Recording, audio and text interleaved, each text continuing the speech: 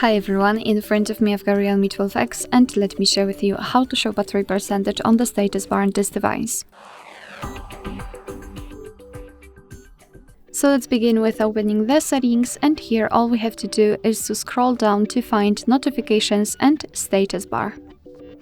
Then let's tap on status bar, which is at the top. And as you can see here, we've got two options which are connected with the battery. First of all, the battery style and the percentage. So basically the percentage is the option we're looking for. So here in this configuration with the horizontal battery style, we can display the battery percentage using three different ways. So inside the battery icon, outside the battery icon, or do not show it at all.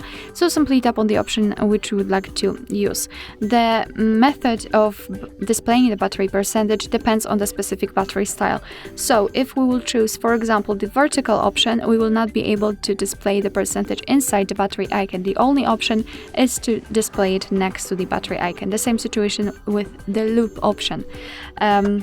Again, we cannot show it inside the loop. So of course it depends on your personal preferences whether you want to display the battery percentage and how you want to display it. Alright, so that will be all. Thank you so much for watching. I hope that this video was helpful, and if it was, please hit the subscribe button and leave the thumbs up.